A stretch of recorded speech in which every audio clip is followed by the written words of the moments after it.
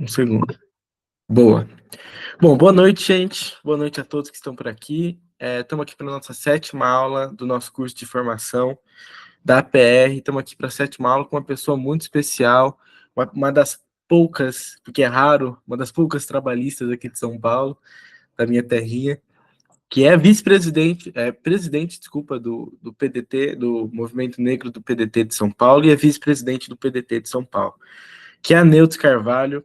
Tá? Tô muito animado para essa aula de hoje. Dizer aqui que a gente vai ouvir ela e vamos abrir para perguntas também, então vai ter bastante tempo aí, vai ser bem legal. Espero que vocês curtam. Qualquer coisa, estamos aí. Vou dar a minha palavra para a Neudes. Neudes, boa noite. Obrigado por aceitar o nosso convite. Turma, boa noite, Lucas, boa noite a todas, a todos, a todos, Daniel, o pessoal da PR, o pessoal do PDT no estado de São Paulo, tem o pessoal do Movimento de Mulheres, o pessoal do Movimento Negro. Gente, boa noite a todo mundo, é uma honra estar aqui com cada um de vocês e com os movimentos e com as frentes de luta que vocês representam. Lucas, mais uma vez, muito obrigada pelo convite, pela lembrança e pelo espaço, é uma honra compor esse projeto com vocês.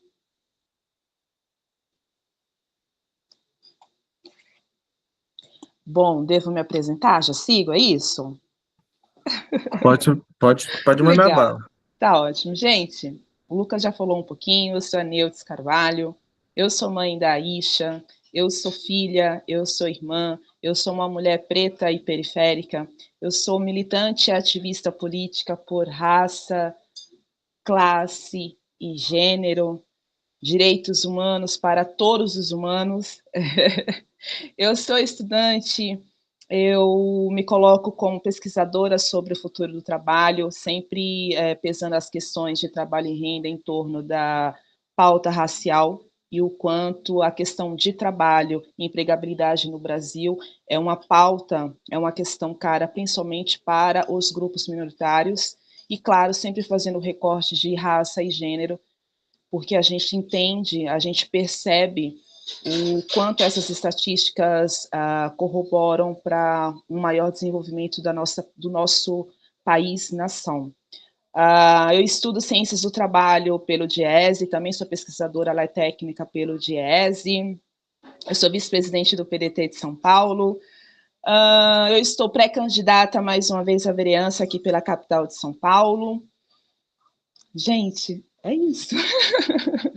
É isso, turma. Perfeito, Neudes. Neudes, eu acho que a gente eu pessoalmente queria muito ouvir você falar, porque todo mundo que está aqui ou é simpático, enfim, é o trabalhismo, né? E que a gente queria escutar, saber um pouco mais sobre a relação da questão racial, da questão negra, com o trabalhismo na história, das nossas figuras, são muitas, né? Históricas, o Sim, trabalhismo, e como você perfeito. vê isso.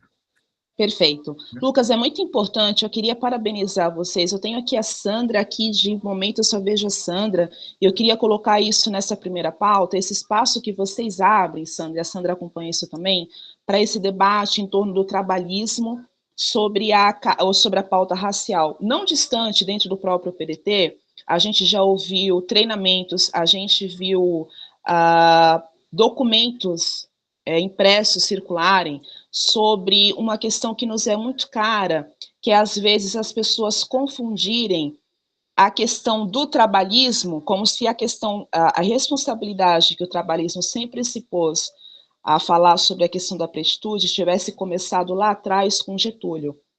Como militante política, independente de qualquer pauta, eu me coloco aqui como uma pesquisadora política.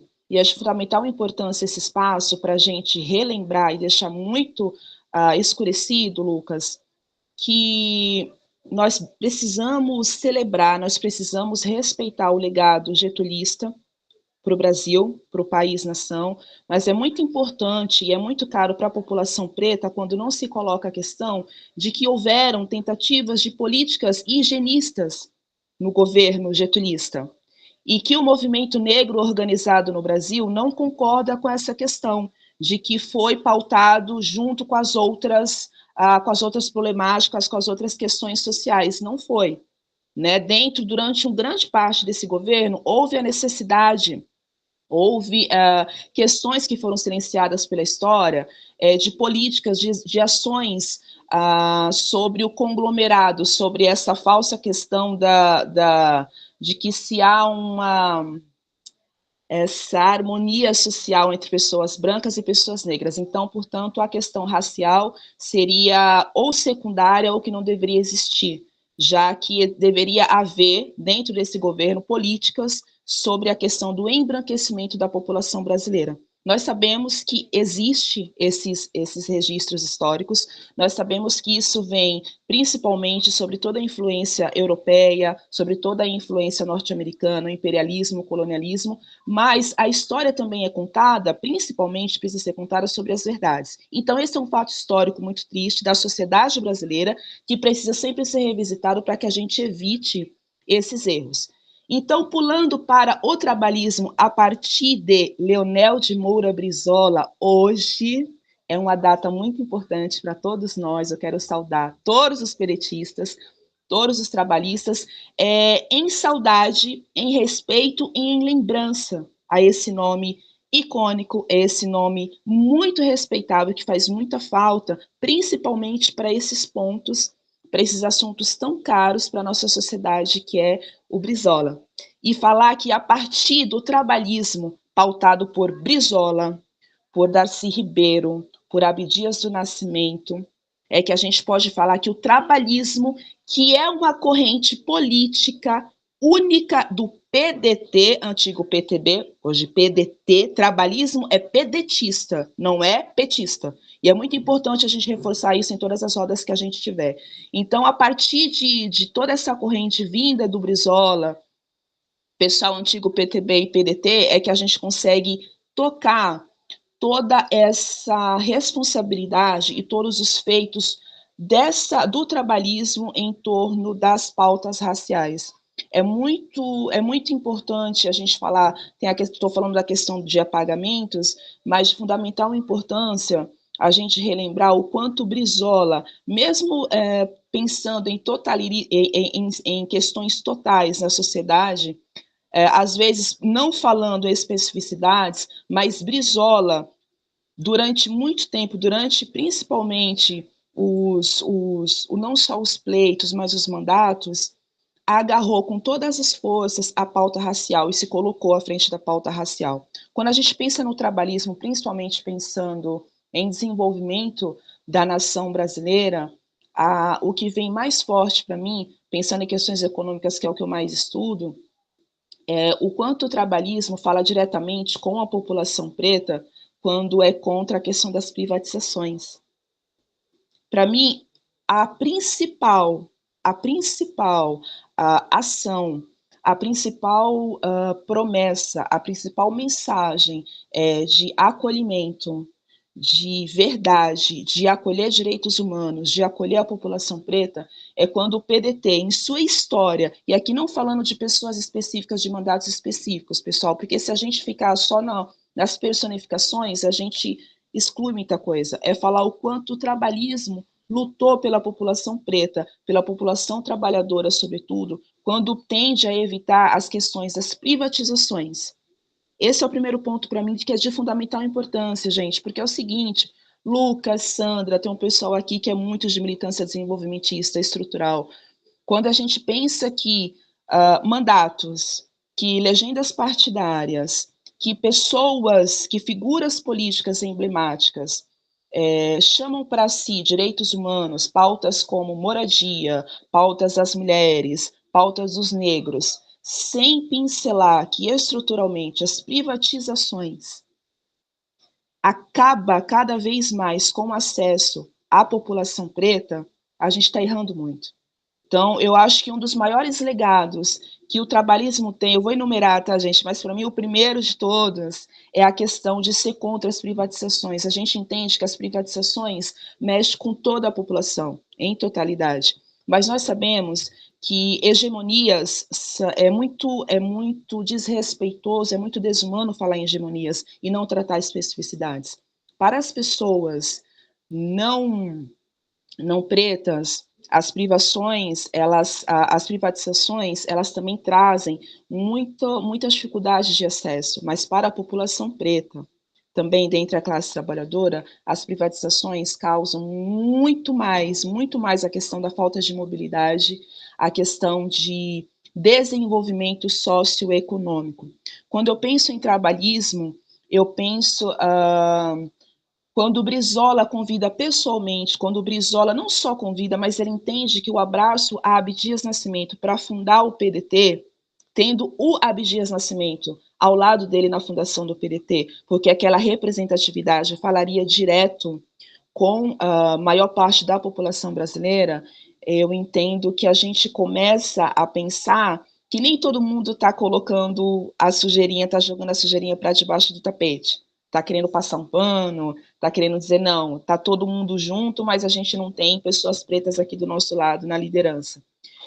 Eu acho que quando o PDT, não vou excluir a questão indígena aqui, senão fica ruim para a gente, quando o PDT tem toda aquela o rebuliço, toda aquela força para colocar a Juruna, para colocar outras tantas lideranças, pensando já em projetos de leis, pensando já em projetos nos municípios, a nível estadual e a nível federal, a gente está falando que o trabalhismo entende que existem brechas para a gente falar diretamente com a pauta racial, sobre a pauta racial para a população preta.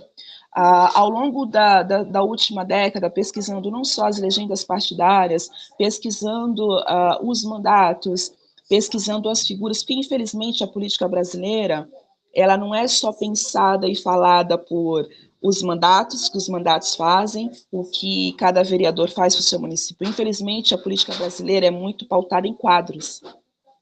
E aí eu fui pensar, eu fui esmiuçar e falar o que tal legenda, o que tal quadro de tal legenda constituiu a partir desse projeto de lei, a partir dessa lei já aprovada. Então, me deparou com uma certa agonia, que é o que a maioria de nós aqui presentes hoje nessa sala sabemos, mas aquela agonia de o quanto as pautas de direitos humanos, designadas a direitos humanos, principalmente como a pauta racial, foi cooptada pela maioria das legendas, pela maioria dos partidos, pela maioria dessas figuras públicas, para terem voto, para constituírem diretórios, para constituírem legendas, para constituírem riquezas dentro do meio político, mas sem, de fato, se aprofundar estruturalmente nas necessidades da pauta racial. E aí, de novo, a gente precisa pensar o quanto o trabalhismo tem essa, não só como compromisso, mas a militância ativa, o trabalho ativo, seja fora de mandatos ou com os mandatos, quando? Quando o trabalhismo bate na questão do modelo socioeconômico, do modelo de política econômica do Brasil. Quantos partidos, quantas linhas de pensamento, quantas correntes de pensamento bateu tanto e bate tanto no modelo de política econômica que nós temos no Brasil, que só arrasa a população trabalhadora, só arrasa a população preta, além do PDT, além do trabalhismo. Quantos vocês conhecem? Que bate de frente, que diz essa ação, esse modelo que corrobora ainda mais, que afirma ainda mais esse modelo de política econômica, vai bater em toda a população trabalhadora como um todo, independente de cor ou raça, mas principalmente nas minorias políticas. Então, esses legados do trabalhismo que a gente consegue sentir, que a gente consegue tocar, não só de militância emocionada, as paixões dos períodos eleitorais ou eleitoreiros, para quem preferir, mas essa militância de fato aguerrida no dia a dia, porque eu costumo também separar o processo eleitoral do processo político. O processo eleitoral que a gente está vivendo esse ano, né? Todo ano eleitoral, aquela mesma coisa. Mas o processo político, eu entendo que o processo eleitoral, eu entendo que o processo eleitoral, ele é uma consequência do processo político. Porque a política, a construção por políticas desenvolvimentistas, por ações afirmativas, ela não deveria só ser promessa de campanha em ano eleitoral. Ela tem que ser processo, principalmente fora dos anos eleitorais. Como é que as câmaras estão funcionando? A Câmara de Deputados, como é que as prefeituras funcionam, como é que o poder legislativo a nível Brasil funciona com esses mandatários, quais são as leis que são colocadas, que são discutidas, que são debatidas, para que sejam aprovadas, que sejam realmente, que pensem no bem viver da população. Então, se a gente dividir isso, pensando em legenda partidária, em correntes de pensamento político partidário, correntes de pensamento político no Brasil, a gente consegue ver muito tranquilamente, que o trabalhismo está à frente a léguas. É difícil a maioria das legendas partidárias conseguirem alcançar a luta do trabalhismo em termos de mudanças estruturais efetivas na vida da população trabalhadora. A gente está falando de quê novamente? A gente está falando de transporte público com qualidade, porque nós somos um dos países que mais paga impostos no Brasil. Como é que volta? Como é que a gente tem esse retorno? Perdão, de um imposto tão alto que a gente paga. Como é que a gente consegue medir isso diante da classe política que a gente tem? Então, a população brasileira tem acesso a essas informações? Quem são os partidos? Quem são os mandatários que estão preocupados com esse tipo de informação? Darcy Ribeiro muito genialmente coloca que os ataques, como que é, gente, aquela frase emblemática, que os ataques contra, como que é, um projeto contra a educação, projetos, ataques contra a educação, é projeto. Por quê? Porque uma população bem informada, uma população que entende o que é um projeto de lei, para que serve a Câmara dos Deputados, ela é muito perigosa, principalmente para essa classe política que a gente tem, principalmente para esse modelo de política econômica que a gente tem.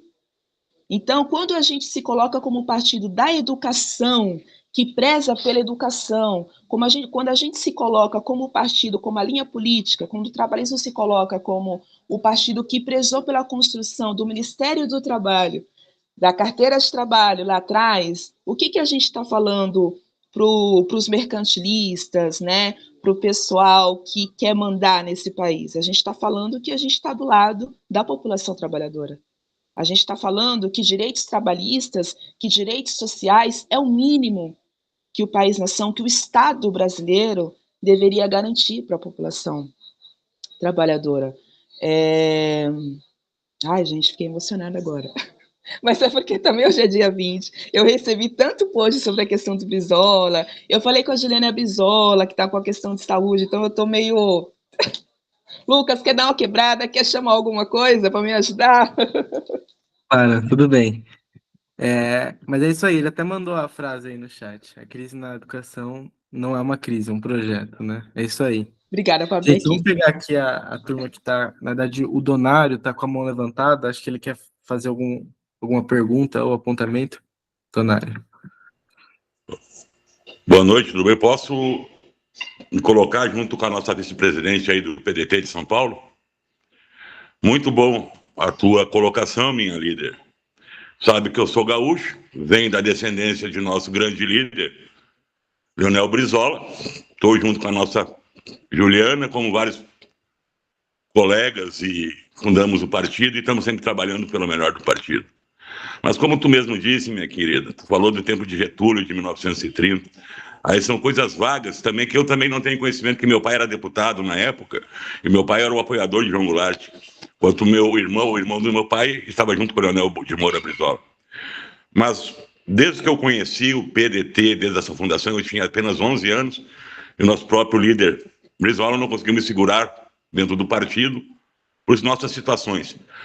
Mas teve o nosso grande líder também, que tu não colocou, ele até coloquei o nome dele ali, nosso que é grande governador, Alceu de Deus Colares, um grande líder, um grande homem, escreveu sua história e sempre procurou a melhoria de todos.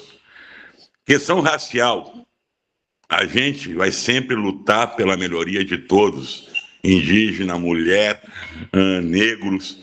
Agora, nossos líderes que nós formamos, que parece que às vezes tem um esquecimento daquela obrigação do Estatuto do PDT e de sua fundação, eles vão ter que ser relembrados por nós todos. Por isso que eu estou até participando desse curso, e às vezes não estou porque eu estou empenhado dentro do município, que eu vi que o PDT tinha sido destruído, e eu estou levantando ele de novo, com a ajuda de muita gente, e muita gente humilde. Então, muito prazer em te conhecer, sei que a gente tem muitos laços em São Paulo também, e forte campanha para ti, seja cada vez mais forte como vereador e consiga o teu objetivo e ajude nós todos a somar força. Estamos juntos e obrigado. E vamos construir o legado de Leonel de Moura Brizola, Darcy Ribeiro, Abdias do Nascimento. Se começar a dizer que nem a senhora mesmo falou, a gente vai falar muita gente e o quadro é imenso e parece que está no esquecimento e nós temos que todos relembrar essa população jovem, trabalhar em cima da juventude, da mulher, do negro, de todos os movimentos que existem, que nós, do PDT, procuramos a justiça social. E vamos fortalecer cada vez mais, meu líder. Estamos juntos e obrigado. Lucas, também te agradeço eu poder me colocar. E vamos sempre fortalecer nosso pensamento e nosso grande líder nos ensinou muito. Mesmo não estando em vida, ele está em nossos corações. Muito obrigado, pessoal. Donário, querido, um abraço, prazer fazer essa troca contigo, ainda que rápida. É de fundamental importância sempre que a gente puder relembrar, ressaltar e saudar quem muito construiu, muito antes da gente, para que a gente esteja aqui hoje debatendo, conhecendo, informando. Muito obrigada, é uma honra estar aqui contigo fazendo essa troca. Obrigada mesmo. Lucas, já me dá dando toque sobre o chat, porque eu estou sem computador aqui. Então, se tiver alguma coisa, tu levanta a mão que eu abro aqui a outra tela nesse mesmo aparelho que eu estou, tá? Por favor. Tá bom, beleza. A gente tem uma pergunta aqui. Na verdade, a gente tem uma pessoa que quer fazer uma pergunta, que é o próprio Daniel. Daniel, a palavra é sua, hein? Em primeiro lugar, eu queria agradecer de novo a companheira Neus por essa oportunidade da gente estar aqui assistindo essa aula e tendo essa conversa. Ela vai ficar gravada para todo mundo da PR poder usar como referencial nas futuras formações dos estados e tudo mais. E aí, nesse sentido, eu acho que eu queria provocar uma resposta da companheira que eu acho que vai ser muito importante para todo mundo. E agradeço desde já, então, de novo, pela sua presença. Que é o seguinte, a gente vê que as causas de minorias e dos direitos humanos, elas vêm sendo apropriadas pelo capitalismo de diversas formas. Então, a gente tem certo liberalismo que se apropria falsamente dessas pautas, se apropria também da forma como é constituído o sistema político brasileiro, representativo e tudo mais, e tenta jogar num jogo de falsa libertação das minorias, por exemplo, da causa da questão racial, da questão das mulheres. E por conta disso, também existem militantes que se consideram trabalhistas, falsamente trabalhistas, que criticam qualquer tentativa socialista ou nacionalista, de fato, de resolver essas questões como se fosse algo identitário. Então, o que você diria para essas pessoas que ficam vendo identitarismo embaixo da cama? O termo identitarismo, o termo pauta identitária, ela se tornou um pesadelo para mim nos últimos 4 anos dentro do PDT, porque não só militantes internos, mas de fora, que a gente fala principalmente com o pessoal de fora, fora das bolhas, aquelas críticas de que, olha, dentro do PDT as pessoas estão usando, a gente teve a questão do Ciro, que foi muito fortemente criticada, né? Tá falando que o identitarismo vai acabar com o trabalhismo, vai acabar com o PDT, esse é um lado dessa moeda, Daniel. E o outro lado é também os militantes que se dizem, não, nós não somos neoliberais, nós somos bacanas, mas a pauta identitária tem que ser usada de tal forma. Primeiro, Dan, boa noite, desculpa, obrigada mais uma vez, eu sei que você está à frente desse movimento aí junto com essa turma maravilhosa, obrigada pelo convite. É muito importante essa colocação, essa provocação, Daniel, porque, de novo, não tem uma frente só, essa questão das pautas identitárias. Primeiro que a gente precisa entender de onde vem a crítica, porque tem alguém criticando que fulano de tal está falando de pauta identitária. Eu ouvi, por exemplo, não só dentro do PDT, mas ouvi muito dentro do PDT, é o seguinte: eu não vou me ater a essa questão dos negros, porque pauta identitária acaba atrapalhando a discussão em torno do nacionalismo. Essa é uma parte, tá. E aí eu devolvo a provocação para essa pessoa. De qual nacionalismo você está falando? De um nacionalismo que não quer tratar as especificidades do povo preto? Das mulheres? Da população LGBTQIA+? Porque se é desse nacionalismo que você está falando, esse nacionalismo eu acredito, respeitosamente falando, que nem o próprio Brizola aceitaria. Esse é o primeiro ponto de um dos lados da questão da pauta identitária dentro da nossa militância, gente. A nossa militância aqui cabe o PDT, o trabalhismo e o campo progressista. A gente precisa tomar muito cuidado com isso. E o outro lado é o pessoal que E está usando a pauta identitária só para ter voto, só para que o partido se sobressaia. Bom, o candidato, o partido, o campo progressista, a pessoa que não entende que a pauta identitária não é o problema do Brasil, desculpa, está fazendo o quê na política? Porque se a pauta identitária é o problema do Brasil, os bancos são o quê? Então, a meu ver, o problema não é a pauta identitária, é como a pauta identitária tem sido usada por grupos específicos, né, por partidos específicos, para dizer que agora não é importante falar sobre a questão racial, porque nós vamos perder voto do centro. Agora é importante a gente falar da pauta racial, porque a gente precisa se adentrar mais à esquerda, já que nós somos centro-esquerda, nós somos totalmente esquerda. Gente, desculpa. Tratar pauta identitária nada mais é do que tratar direitos humanos para todos os humanos. Agora, se é dentro do campo progressista, dentro do campo de esquerda, nós temos pessoas que querem tratar da pauta racial só quando convém, ou, não, desculpa, vocês estão sendo alarmistas, porque quando nós falamos do nacionalismo, a pauta racial, não, gente, desculpa. Se fosse verdade que toda vez que a gente fala do nacionalismo, a pauta racial estava abrangida, o próprio Brizola não teria permitido a criação de movimento negro dentro do PDT. A gente precisa começar a desconfiar dessas questões. Então, é muito conveniente dizer que agora não é hora de falar de pauta racial. Não, agora é hora de falar de pauta racial porque a Câmara está ligada, vai ter voto. Eu acho que o perigo está nesses dois extremos, né? Eu ouvi muito isso dentro do PDT. É uma luta muito constante, diminuiu, até porque na campanha de 22 nós tivemos, eu não acredito que foi conveniência, nós tivemos um amadurecimento muito forte em relação a isso, o nosso querido Ciro Gomes é uma liderança para mim, a quem eu respeito muito, entender que tratar racismo estrutural e estruturante que assola o Brasil não é meramente tratar a pauta identitária, gente.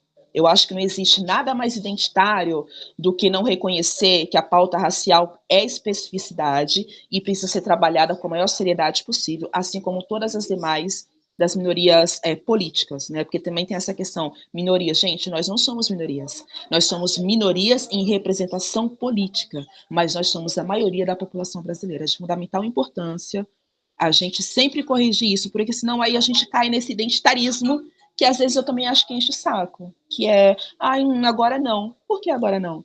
Há 524 anos, nós estamos observando as pessoas dizerem que não é hora de falar da pauta racial. Então, acho que é o que a gente precisa sempre questionar. Dan, não sei se responde, mas fica à vontade para continuar na provocação aí para a turma, tá? Não, acho que responde de forma maravilhosa. E aí eu queria fazer uma segunda pergunta, um segundo direcionamento, para o pessoal poder perguntar também, que eu não quero ser o único, né? Tá É bom. chato, abusando da prerrogativa da posição para ficar só eu perguntando.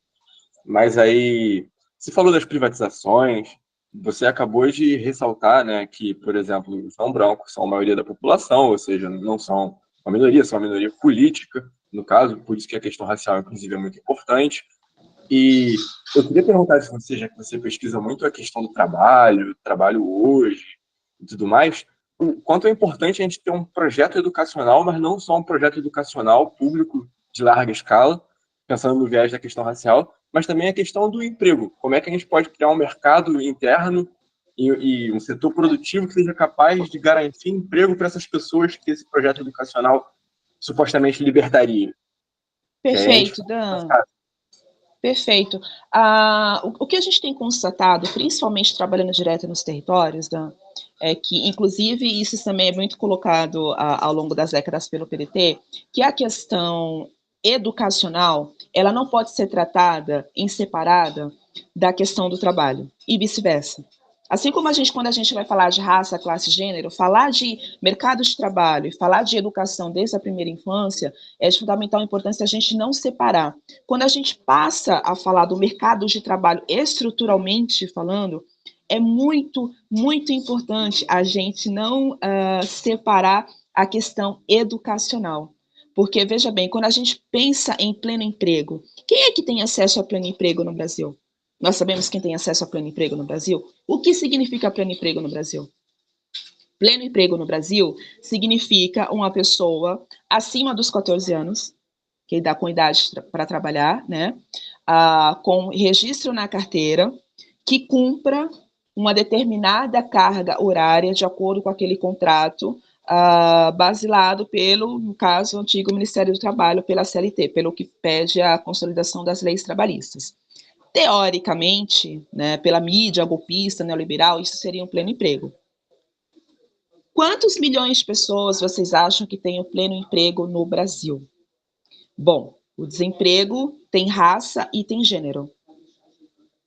O desemprego, hoje nós falando do mercado de trabalho estrutural, o desemprego hoje tem raça e tem gênero. Então, pensando nesse cenário de pleno emprego que eu falei aqui rapidamente, pessoas pretas dentro do mercado de trabalho, com maior nível de escolaridade, ainda assim, essa pessoa, por conta da questão racial, ela recebe menos que uma pessoa branca. Isso é estatística, isso é IBGE, é PNAD, isso é ciência política na veia. Quando a gente pensa, Daniel, na questão educacional, a gente não pode separar a questão da educação, desde a primeira infância, até o mercado de trabalho estrutural. Por quê? Porque a população não branca, a população preta brasileira, ela já tem um retardo histórico de acesso à educação formal no Brasil. E isso reflete, até hoje, o acesso e as condições de pleno emprego no Brasil. Um dos problemas maiores que nós temos quando nós falamos, Daniel, de um mercado de emprego estrutural, formal, e principalmente da educação formal plena no Brasil, é que subjetividades são ignoradas. Não se pode ignorar que uma pessoa preta só pode acessar uma escola formal após 30 anos de uma pessoa branca. Não se pode ignorar isso, porque os reflexos sociais, estruturais em cada cadeia social no Brasil, da vida dessa pessoa, reflete esse retardo histórico em toda a população preta. Por isso que a pauta racial não é uma pauta identitária, é uma pauta nacional. Por quê? Porque as subjetividades, na maioria das vezes, não são consideradas no processo que passa de geração para geração. A população preta é prejudicada na questão educacional e na questão do mercado de emprego formal estruturalmente há 524 anos. Porque as ações afirmativas do mercado formal, os planos de ensino formais, eles não conseguem abranger os retardos sociais que isso causa na acessibilidade dessas pessoas. Então, não se pode separar a questão educacional desde a primeira infância, muito importante a gente reforçar isso, até o mercado de trabalho estrutural, pensando no pleno emprego, porque uma coisa está ligada à outra. Assim como é errôneo, falando em pauta identitária, quando a gente não fala da luta de classes, quando a gente quer falar da questão racial, aptitude, movimento negro, coisa e tal, sem falar da luta de classes, muito bem travada pelo trabalhismo. Então, quando a gente separa essas interseccionalidades, quando a gente não faz essas interseccionalidades, a gente está alimentando o capitalismo, as políticas neoliberais, a mão invisível do mercado, que eu não acho que é nada invisível, ela é bem visível, e a gente está condenando ainda mais a população trabalhadora, como um todo, porque quando uma pessoa preta, desculpa, eu vou formular a minha fala para finalizar. Então, é importante a gente interseccionar essas duas questões, que são a questão da educação e a questão do trabalho, emprego, do trabalhismo, é de fundamental importância, para que a gente consiga reduzir essas desigualdades sociais, esses marcadores sociais estruturais que existem no Brasil. Então, eu não sei se eu respondi, Daniel, mas o ideal, como pesquisadora, como aluna, como pesquisadora, como mulher preta e periférica, como mãe de uma menina preta em idade escolar, o ideal, os números comprovam que o ideal é que a gente não separe a questão educacional desde a primeira infância, o acesso a esses planos de ensino, até a entrada ao mercado de trabalho estrutural. Esse é o primeiro ponto. Quando a gente pensa em mercados de trabalho estrutural, a gente precisa tomar muito cuidado nessas separações, porque pensando que quando a população preta, quando o bairro que majoritariamente são de pessoas pretas que vivem em situações de precariedades, as pessoas não pretas, as pessoas brancas daquele território também sofrem. Por que sofrem? Porque sofrem com a questão da violência. Gente, onde tem fome, tem violência. Onde não tem escola, tem violência. Onde não tem saúde pública, tem violência. Então, as pessoas brancas também sofrem com essa desigualdade racial no Brasil. Porque elas também são privadas de um transporte público seguro, são privadas de uma rua pública segura. Então, quando a gente está falando que o Estado brasileiro como um todo precisa olhar para as pessoas pretas em coletividade, para a população preta, é principalmente para dizer que não tem como desenvolver estruturalmente a população branca, ainda mais a população trabalhadora branca, ainda mais, sem desenvolver, sem reduzir o retardo estrutural que tem para a população preta. Eu não sei se eu me faço clara nessa colocação.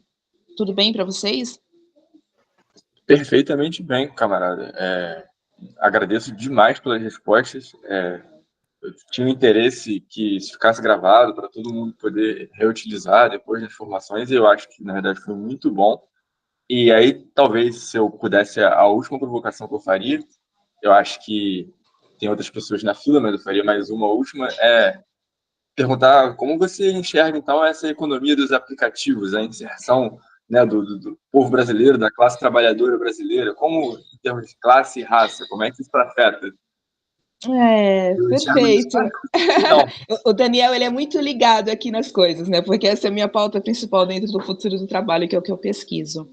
A economia de plataformas, né, Dan? A gente costuma chamar a economia dos aplicativos. Mas é importante, rapidamente, gente, eu sou socióloga, então eu tenho mania de palestrinha. Vão me podando, tá, gente? Rapidamente. A precarização do mercado de trabalho no Brasil, ela não advém por conta da plataformização da mão de obra. A precarização do trabalho no Brasil começa lá atrás, porque nós temos uma herança escravocrata muito forte, que assola principalmente as pessoas não brancas, assola principalmente as pessoas pretas. Quando a gente passa por toda essa questão da globalização, por todas essas mudanças, pensando na questão geopolítica, que eu não posso me estender aqui, eu sei, todas essas questões, alteração da tecnologia, e a gente encontra um Estado brasileiro, um país-nação Brasil, totalmente, desculpa, gente, eu sei que eu vou ser extremista aqui, mas totalmente vendido para o alto mercado, é a junção perfeita, é a miséria perfeita, né? São as terceirizações, as grandes empresas lá de fora, entrando e falando, a gente não quer saber de CLT, a gente não quer saber de Ministério do Trabalho, a gente não quer saber de direito social. A gente quer vender a história de que todo mundo é empreendedor de si, que vocês façam competição sangrenta entre vocês, que se lasquem, desculpa, cortem o palavrão, e que vocês ficam falando aí ou reproduzindo que a mídia golpista traz de que vocês são empresários de si. Né? Vocês ficam 8, 10, 14, 16 horas esperando o aplicativo tocar para vocês fazerem entregas de R$30, e a entrega de R$30 vocês recebem R$8, para tudo ficar lá com a iFood, e falei o nome, ficar lá com aquela empresa lá, e vocês acharem que vocês são empreendedores de si, são donos de si. Vocês acharem que bater cartão ficou ruim, de repente, porque ficar esperando o celular tocar para fazer uma entrega com valor ridículo, para você receber um valor ainda mais ridículo, é qualidade de vida, é ser dono de si? Para mim, eu estou aqui tentando resumir popularmente o que é a economia dos aplicativos, gente. Esse é o primeiro ponto. O segundo ponto é que, por conta das grandes brechas que nós temos na CLT, por conta da destruição que a extrema-direita fez, que o alto mercado fez nos direitos sociais, nos direitos trabalhistas no Brasil, que a esquerda sofreu, que o campo progressista sofreu, as pessoas começaram a entender que elas tinham que correr por fora. Só que, de novo, gente, é importante a gente não esquecer que esse correr por fora sempre foi uma forma das minorias também se virarem. Só que agora, na última década, isso aumentou por conta desses ataques neoliberais. Então, eu defendo o seguinte, gente, quanto pesquisadora, também são números, IBGE, PNAD. A CLT, historicamente, nunca deu conta de garantir uma taxa de desemprego sadia. Pensando o quanto a população trabalhadora no Brasil, quanto os trabalhadores, cidadão brasileiro trabalha por dia. Isso é um fato histórico, social, gente, ciência política. A CLT nunca deu conta de sanar esses buracos. Esse é um ponto. né? Há que se defender, somos trabalhistas, Getúlio deixou um grande legado, mas há que se pontuar que a CLT tem graves problemas, principalmente pensando em minorias sociais. Esse é o primeiro ponto. O segundo ponto é essa maquiagem desavergonhada, essa loucura neoliberal que o capitalismo colocou, essa loucura neoliberal de que bater cartão virou coisa de pobre, virou coisa de gente, enfim, fora da moda. Quer dizer, quem bate cartão está fora da moda, é perdedor. Porque a sociedade virou isso por conta da plataformização. O ganhador, que é o cara que está se enganando, achando que trabalhar para o iFood é bom, o ganhador, e o perdedor, que é o cara seletista, né, que bate cartão. É isso que o capitalismo faz. Essa divisão dentre a classe trabalhadora, achando que um é melhor que o outro, que na verdade são vítimas, de certa forma, né, direto ou indiretamente, são vítimas do alto mercado. Eu não sou a favor da plataformização vendendo essa maquiagem de que eu sou empresária de mim, eu sou dona de mim nesse sentido de eu sou a minha própria patroa. Isso é uma loucura do capitalismo, gente, que inclusive está dando muito errado e todo mundo sabe disso. Eu não sou a favor disso, mas eu sou a favor da autogestão. Até porque a autogestão, as economias solidárias é praticada pelos nossos ancestrais há mais de 500 anos, era praticado, há mais de 200 anos, é secular.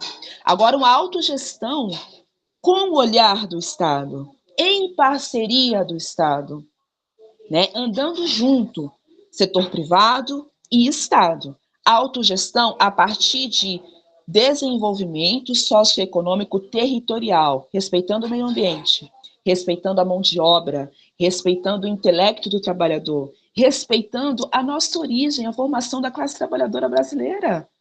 Eu sou uma mulher preta brasileira, eu não sou nascida nos Estados Unidos. Eu tenho o direito de ser uma militante do movimento negro organizado do Brasil. A população norte-americana, a população preta norte-americana é 17%, não chega a 20%, gente. Quando a escravidão acabou lá, eles não foram mandados para as favelas, como nós fomos, jogados no lixo. Eles saíram cada um com um burrinho e um punhado de terra para construir uma cama para dormir. Isso faz toda a diferença, historicamente falando. A construção da classe trabalhadora brasileira tem data, tem povo, tem raça, tem gênero. Tem uma identidade específica que cada vez que a plataformização, cada vez que a terceirização, cada vez que o automercado chega com a política nova de sangrar ainda mais a classe trabalhadora, ela se esconde. Qual é o problema de você ser seletista? Qual é o problema de você ser concursado? Desde quando isso virou um crime no Brasil, gente? Então, eu não sou a favor dessa loucura de que eu sou empresário de mim mesmo, mas eu sou a favor de que o Estado precisa pensar que o mercado de trabalho mudou, principalmente por conta da globalização, por conta da tecnologia, a questão de inteligência artificial, e que a discussão em termos de direitos sociais, de direitos trabalhistas, de qualidade de vida, de bem viver, precisa mudar, precisa ter um olhar por e a partir da base da pirâmide social, de quem sustenta esse país. São pessoas trabalhadoras, são pessoas brancas, são pessoas pretas, são mulheres, são idosos. Nós somos uma classe trabalhadora muito diversa.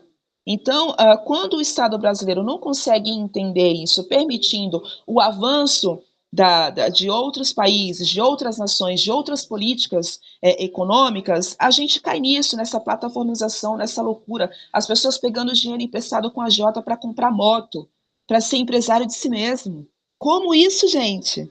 Sem um curso, sem uma educação básica, como que uma pessoa abre um CNPJ, diz que é empresário de si, sem saber fazer um planejamento estratégico, sem saber se tirar, sem ele entender que aquela luz da rua dele, que ele paga, que a água que ele usa, que todo o aparato daquela rua, daquele bairro, é algo que precisa ser conversado com o Estado. Logo, não é algo para ser tratado individualmente.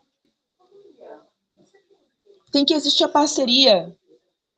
Só que, enquanto o Estado brasileiro, enquanto o modelo de política econômica, enquanto as lideranças políticas, os seus gestores, não entenderem que essa mudança, essas mudanças que são diversas, sendo acolhidas por e a partir, pelo olhar da classe trabalhadora, pode trazer benefícios para o nosso desenvolvimento no modo geral, para o nosso nacionalismo diverso, a gente cai nessa loucura dessa plataformização. Eu não sou a favor, há que se pontuar, há que se ter regulamentação. Um salve para o Pompeu de Barros, aquele projeto é maravilhoso, é disso aqui que a gente está falando, iniciativa privada com o poder público, isso funciona.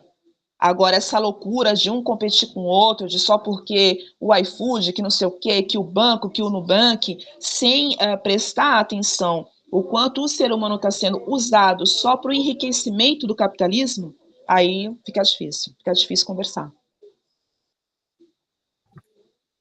Perfeito, ótimo. Vamos abrir a palavra para a próxima pessoa, Sandra Santos. A palavra está com você. Boa noite. Primeiramente, quero agradecer a Deus por estarmos aqui. Gente, maravilhoso, eu estou adorando tudo, com certeza, Neudes, eu não esperava outra coisa, com certeza. Eu sou Sandra Santos, sou do município de Guarulhos, sou a vice da Neudes do Movimento Negro de São Paulo, estou como presidente aqui da MT de Guarulhos e do Movimento Negro de Guarulhos. Neudes, muito bem explicado, gostei a sua performance de passar pela história do nosso povo preto. E aqui eu vou dar uma de Daniel. Então, quando nós perpassamos pela história, quando nós falamos do trabalhador, do trabalhismo, que ele não pode ter uma dicotomia da educação de forma nenhuma, eu faço assim um pensamento de uma coisa que eu já participei desde o início. Os cursos de Fundo de Amparo ao Trabalhador. Esse Fundo de Amparo ao Trabalhador é um dinheiro que é recolhido de todos os trabalhadores e voltava como qualificação e requalificação profissional para esses trabalhadores que eu não vejo mais. Só está agora com o Sistema S. Para os trabalhadores não está vindo mais esses recursos. E, além do mais, cursos atualizados, com profissões atualizadas para uma empresa 4.0. Então, são coisas que nós temos que, além de debater, exigir, porque é dinheiro do trabalhador.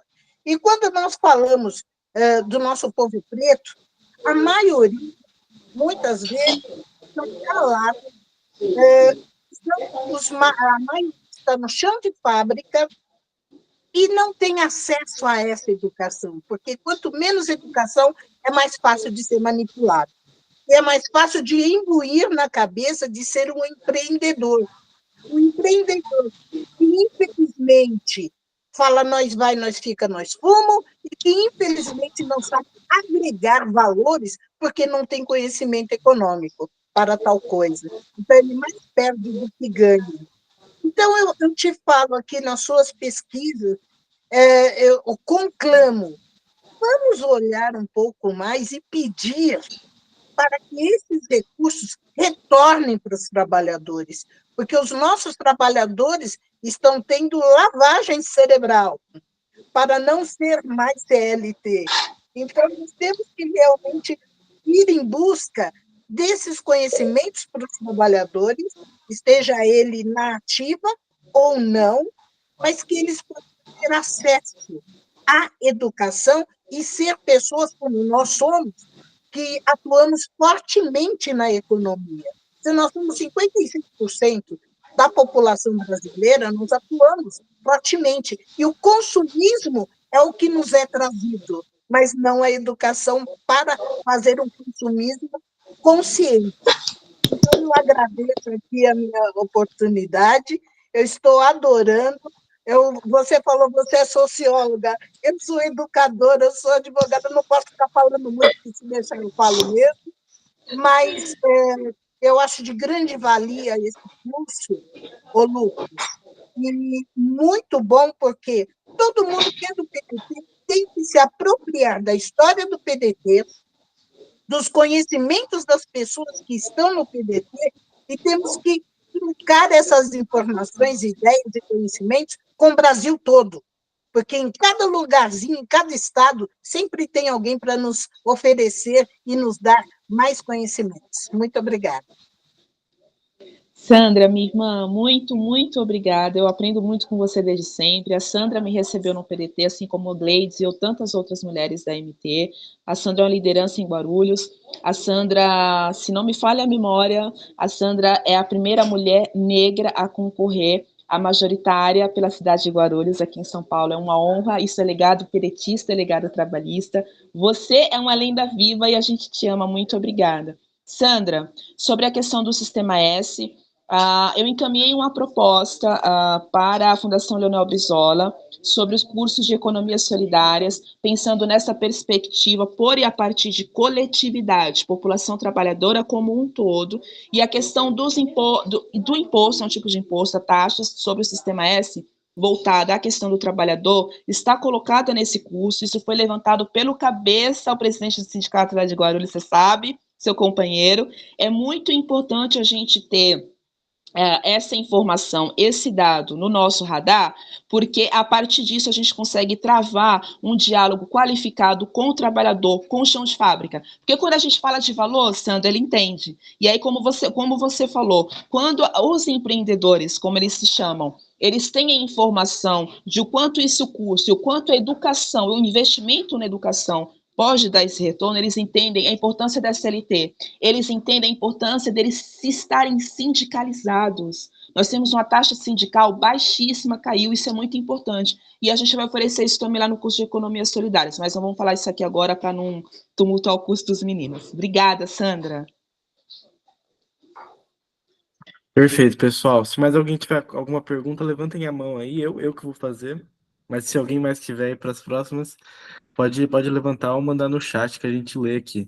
Mas, Neudes, você comentou ser pré-candidata, e isso é uma coisa menos teórica, é mais pessoal. Quais são as expectativas aí em São Paulo, não só da sua candidatura, mas do PDT, aí em São Paulo não, aqui em São Paulo, né? Que a gente sabe que não tem vereadora, várias eleições, enfim, o trabalhismo é complicado em São Paulo faz tempo, né? E quais são as expectativas? Bora. Já é a minha será a minha terceira eleição. A gente vem com uma perspectiva um pouco positiva, porque em 22 a gente teve um retorno das bases muito importantes. Eu acho triste falar que o fator da candidatura presidencial teve teve uma participação negativa no final da nossa votação, infelizmente. Teve. A gente já discutiu isso publicamente, né? O próprio presidente Lupe, a própria fundação discutiu isso, mas ainda assim a nossa candidatura traz um legado bacana de 22. O PDT vem com um legado, eu quero dizer, no sentido de votação, no sentido de trabalhar pessoas, trabalhar com as pessoas, porque voto está para além de rede social. O que me rendeu voto em 22 não foi a rede social. Como é que eu sei disso, Lucas? As urnas, quando abriram. Então, eu sei que alguém ligado a Sandra em Guarulhos repassou um card da minha campanha. Eu sei que alguém ligado ao Fernando em Itapevi repassou um card da minha campanha. Por quê? Porque nós fomos lá, nós estivemos lá pessoalmente. Então, o fator de trabalhar baixo, trabalhar as pessoas, é um legado muito importante na minha campanha de 22 para esse ano. O PDT de São Paulo vem com chapa completa, porque o trabalhismo realmente é difícil trabalhar com informação verdadeira na cidade que é tomada por uma loucura causada pelo PSOL, pelo PT. Eu tenho muito respeito por ambas as legendas, intersecciono com essas legendas, mas não dá para competir, porque competir é desse nível. E não é assim que o trabalhismo trabalha, tá? Então, a gente vem com chapa completa para ajudar a gente a minimamente fazer 2 vereadores, que já não é fácil. A gente fechou com Boulos, tem sido conversas muito bacanas, tem sido plenárias muito bacanas, mas, de novo, a gente não luta só contra um sistema capitalista, a gente luta com os reflexos desse sistema dentro de outras legendas que cooptam as pautas de direitos humanos, que cooptam as pautas da população trabalhadora. E aí a gente fica muito inviabilizado de garantir 50 mil votos, 40 mil votos por cada cabeça, mas a gente está lutando lutando para conseguir emplacar pelo menos 2 vereadores na Câmara esse ano. Estamos confiantes. Deus quiser vai dar certo. Outra questão, e aí de conjuntura, quase, né? A gente passou 4 anos do demônio aí na presidência da República, foi uma desgraça, né? Mas, graças a Deus, né, passou e justamente por ter passado, a gente precisa fazer uma análise. Esse novo governo, na sua visão, está tratando com a questão racial satisfatoriamente, botar assim? Você acha que tem coisa boa nesse governo federal mesmo? Eu vou pegar você, o Daniel, depois a Sandra, pouquinho, mas você, o Daniel, eu vou pegar depois. Essas perguntas. Gente, olha só. É muito difícil, Lucas, é muito complicado, porque a Daniel rindo. Não, assim, sendo objetiva, vamos lá, né, Sandra? Vamos ser neutros. Sendo objetiva, não. Desculpa, gente, mas colocar uma mulher negra para tratar da pauta racial, porque ela é uma mulher negra, não resolve a questão da população preta. E colocar um homem negro para tratar do Ministério dos Direitos Humanos não resolve a questão de direitos humanos, principalmente da população preta. A gente vê esses estereótipos sendo repetidos pelo Partido dos Trabalhadores há décadas, essa cooptação das pautas de fundamental importância para a população brasileira, para a população trabalhadora. Você me desculpa, Lucas, mas eu gostaria de entender por que nós não temos um economista que fale diretamente para a base da pirâmide social. Por que o Partido dos Trabalhadores não consegue entender que nós precisamos de um Ministério de Economia que entenda que o mano que entrega o galão de água é trabalhador e tem que ser respeitado? Que a faxineira, que o entregador, que o médico, que o doutor precisa ser respeitado a partir do olhar de trabalhador, não de economista da Faria Lima.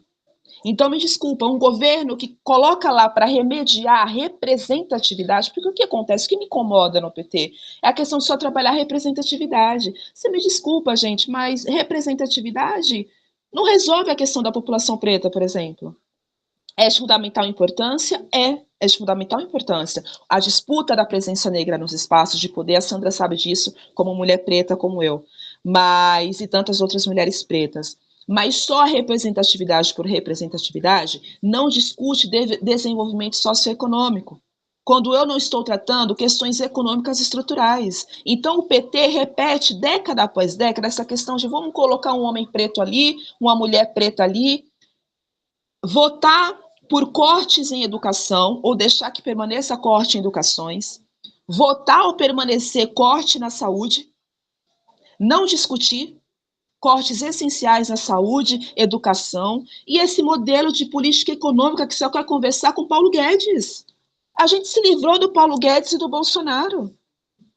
Mas a gente vê o Partido dos Trabalhadores entrar fazendo aquelas maquiagens bonitinhas de colegial, sem conversar de fato com o que interessa. Então, não, eu não estou feliz, não, eu não concordo, é por isso que eu nunca fui filiada a nenhum desses partidos, porque, desculpa, eu sou uma mulher preta e periférica, eu sei de onde eu vim, eu sei de onde vem a minha ancestralidade, eu não preciso que um presidente X, que um ministro X fique lá maquiando uma mulher preta, um homem preto, sem tratar de fato das pautas que salvam a população de fato da miséria, da fome, da morte, da insegurança na segurança pública.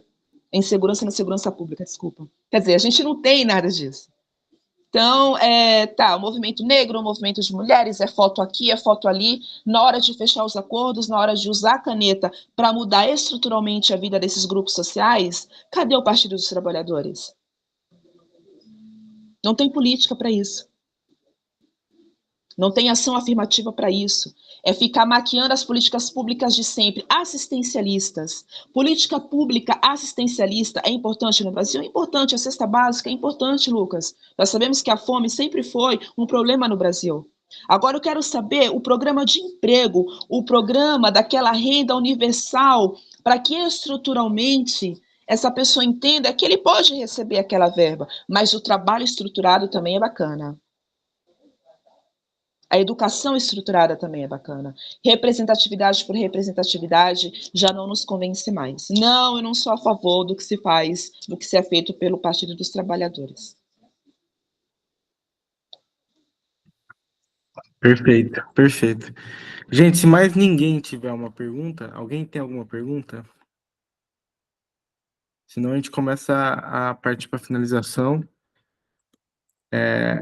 O Bruno tá com a mão levantada, eu vou deixar ele falar, hein? Bruno Lima.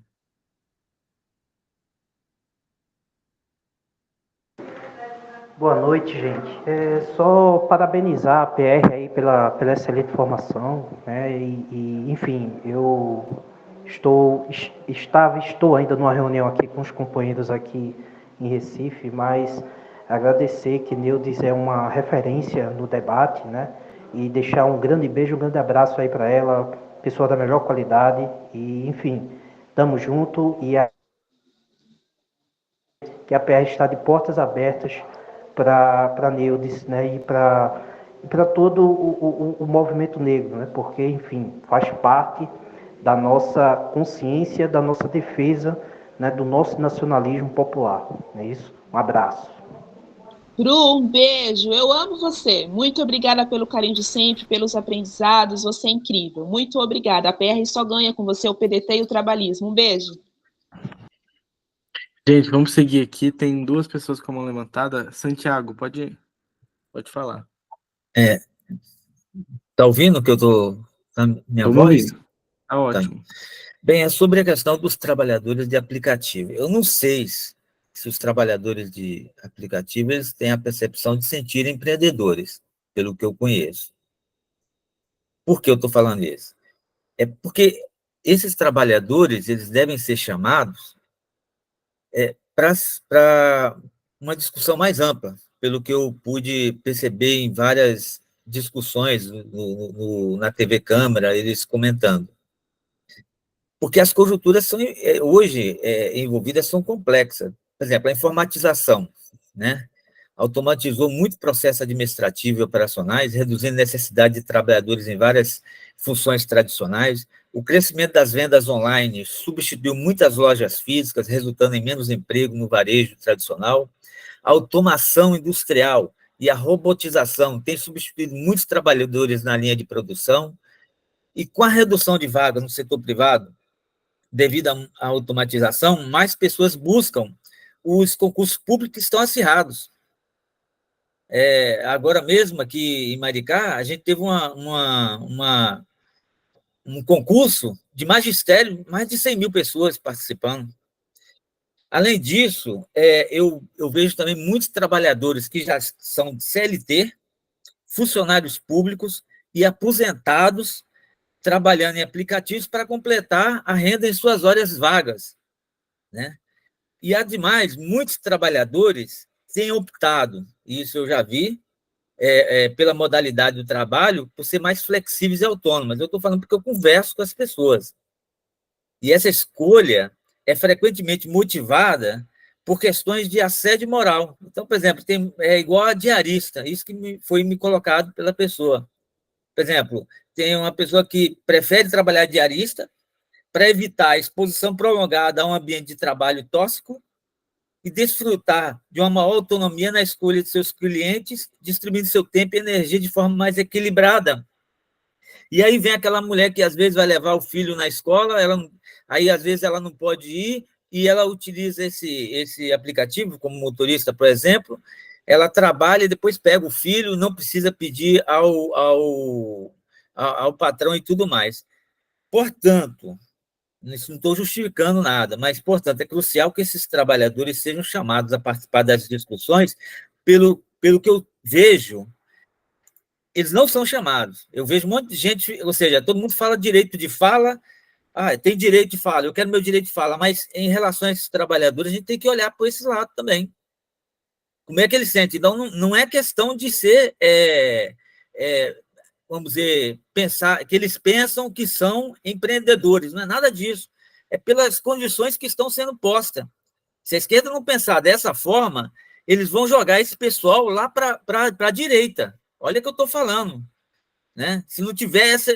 E o discurso que eu vejo na esquerda é o tempo todo sem olhar esses detalhes. E isso vai jogar esse pessoal de lado. E os novos... E outra coisa eu vou falar, O novo operariado está nessa fase de formatização, de robotização. Está uma coisa... Concurso público está difícil. Por exemplo, eu estou aqui, eu sou professor de história, né? Não estou exercendo minha atividade, né? Foram 100 mil pessoas tentando o cargo de professor, só tinha 20, eu não consegui, porque o corte era 80, né? Eu consegui 60 e poucos, 68, né? E aí você vai fazer o quê? Né? Eu acho que tem que trabalhar o seguinte, como fazer para aumentar o ganho desse cara, para retirar, porque outra coisa, às vezes, fala assim, não, vamos colocar CLT para o cara. Às vezes ele não quer. Mas não é ele não quer, não. Ele quer ter, igual a diarista, ele não quer ter muito... eu já vi gente trocando de emprego por causa disso, né? Agora, ele não quer ficar nessa... o que ele quer é ganhar mais. Agora, tem uma coisa que eu queria só terminando, é o seguinte, aqui em Maricá tem uma cooperativa, por exemplo, de motoristas de aplicativos, né? Ela concorre com a Uber, ela concorre com a 99, mas se for colocar do jeito que está, né? Aqueles 20%, 27% e tal, essa cooperativa acaba. E é tudo que a Uber quer, né? É tudo que a Uber quer. Então, tem que conversar com esses caras, entendeu? Porque senão a gente vai ficar só martelando contra aquelas pessoas com os novos trabalhadores que estão pela conjuntura que está o mundo. É só isso que eu ia colocar. Santiago, muito obrigada, muito bacana a tua colocação. Eu vou só separar aqui rapidamente, porque eu quero responder tudo rapidinho, é possível responder. Vamos lá. Primeiro ponto, não banalizar a questão dos aplicativos, os trabalhadores de aplicativos. Lá no início, eu entrei primeiro com a minha crítica sobre a CLT. Eu sou socióloga, então eu não tenho lados. Eu pontuo onde a gente entende que, socialmente falando, a política social, a ciência social pode comprovar. Esse é o primeiro ponto. A CLT tem problemas seríssimos para com a população trabalhadora brasileira desde sempre. Esse é o primeiro ponto. Falei um pouquinho rapidamente sobre a questão da globalização, o avanço tecnológico, inteligência artificial. Não se pode negar que isso tudo atrapalhou muito, principalmente quem está na base da pirâmide. Tá? Segundo ponto. Eu não converso com a 99, eu não converso com a iFood quanto pesquisadora. Por quê? Porque essas pessoas, essas empresas, desculpe, já são tomadas pelo alto mercado, porque só quer sangrar a população trabalhadora, os trabalhadores. Com quem que eu converso, Santiago? Eu converso com o motorista, com o cara da moto. O que eu sugeri quanto pesquisadora, quanto articuladora junto à Câmara de um vereador ou outro do PT ou do PSOL? A criação de um fundo a partir de cooperativas ou associações com o olhar do Estado para que esse cara trabalhe dentro do tempo que ele achar necessário. Eu não acho que é errado o cara querer ser dono de si, ser empresário de si. Isso não é errado. Mas não é certo o cara dizer que ser seletista é pior que trabalhar para 99. Isso não existe, gente. Os números comprovam. Uma pessoa que é seletista, ela tem melhor qualidade de vida com a pessoa que trabalha para 99. Eu sou cientista política, eu tenho que confrontar esse dado. Entendeu? Não é sobre riqueza isso daqui, isso é ciência política, esse é o primeiro ponto. Agora, o que eu sugeri, pensando em autonomia, pensando em fugir da CLT de certa forma, pensando em flexibilidade, é a criação de fundos sociais dessas organizações de trabalhadores via economias solidárias, não economias em que um tem que matar o outro. A partir do olhar de uma regulamentação, existem projetos de lei sobre isso. Então, é a partir desse olhar da classe trabalhadora, o que a iFood, a 99, a Uber faz, desculpa, eu nem falo, já me chamaram para conversar, eu conversei muito com a Nubank, não converso mais, por quê? Porque, eu sempre olhar deles, cooptar a pauta para que eles continuem a trabalhar sangrando para essas grandes companhias. Então, o meu olhar é para esse cara que ele entende que ele não quer mais ser seletista, mas desculpa, não ser seletista, o que é? É se ele cair e quebrar a perna, ele se ferrar? Se a moto dele for roubada, ele se ferrar, ele não tem nenhum tipo de seguro? É sobre isso que a gente tem que conversar, entendeu? É nesse sentido. Ele tem o direito de não querer ser seletista. ele tem o direito de não querer ser seletista, é um direito dele, não tem problema. Mas ele precisa entender qual é o cenário brasileiro. Ele não é seletista, e se ele entrar de gripe, se ele pegar uma dengue, como é que fica a questão do atestado? Tem atestado ou não recebe nada? Então, quando eu sugiro um fundo, principalmente para o pessoal de aplicativos, eu estou dizendo que ele tem que ter uma segurança como ser humano, não como empregado ou empregador. A gente precisa ter esse olhar também, entendeu? É uma discussão um pouco complexa. Pega meu contato que a gente fala mais sobre isso, tá, Santiago? Obrigada por pincelar. É isso. Eu queria só fazer um reparo breve e também esclarecer que aqui no curso de formação da APR mesmo, a gente teve a presença do camarada Nicolas, que ele dialoga especialmente com essa pauta sobre o ponto de vista dos trabalhadores, né? E, além disso, eu acredito que algumas das pessoas aqui presentes, a própria Neudes, entende bastante do assunto. Isso foi tratado na aula inteira e, se for o caso, o companheiro Santiago, a gente pode passar artigos que saíram na revista Embaúba, por exemplo, que tocam especialmente sobre isso. Perfeito, pessoal. Vamos abrir agora a palavra para o Donário, que está com a mão levantada novamente. A palavra está com você. Um curso bem preparado, uma grande liderança aí, todo mundo junto. Mas eu vou fazer um relato rápido. Eu venho da economia informal por questões da própria história de nosso partido e de nossos líderes, onde meus direitos civis, no meu ponto de vista, foram cassados. E comecei com uma banca no centro de Porto Alegre e não usava a nossa bandeira, mas tinha nosso partido ao meu lado. E tive muito problema com o PT, em 4 mandatos dele, com o nosso líder, que eu muito respeito, atualmente também, o que foi candidato a senador, esqueci o nome do querido, mas também Tasso Genro, o Ponte, e o que foi candidato pelo PT ali também, que eu também respeito. O que acontece? Por exemplo, no meu ponto de vista, e no que estão falando, os entregadores são economia informal pura. E seus direitos não estão sendo respeitados e nem sendo acatados.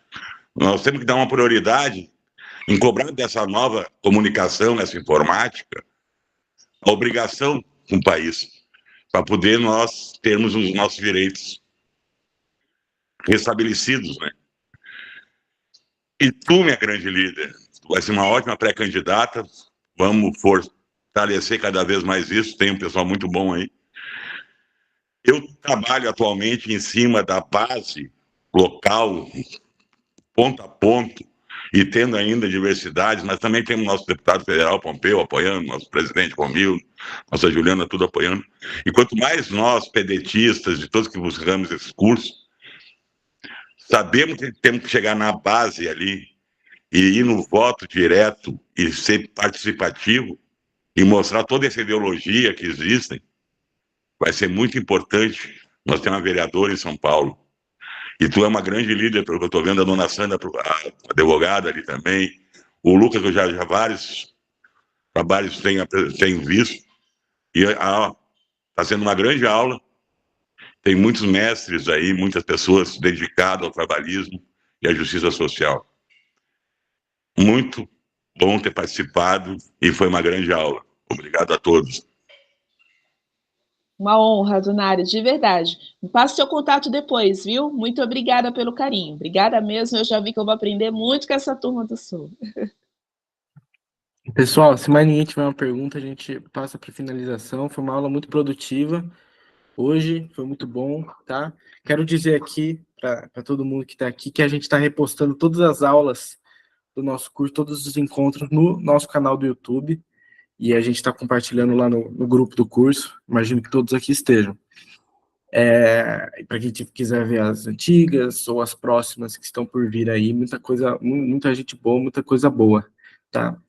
Mas é isso, gente. Quero muito agradecer a todo mundo que assistiu aqui, tá? Muita gente nova que a Neudes trouxe aqui. Quero agradecer a própria Neudes, Daniel, todo mundo que me ajudou aqui, que está ajudando a gente aqui a organizar esse curso, e a Neudes por ter aceito o nosso convite. Foi muito importante, foi muito bom. Logo mais a gente está junto com a Neudes aí de novo, aqui em São Paulo, tá? E é isso aí, gente. Muito obrigado. Muito obrigado, Neudes. Eu vou abrir a palavra para você dar seu último discurso aí e despedida. Mas é isso, gente.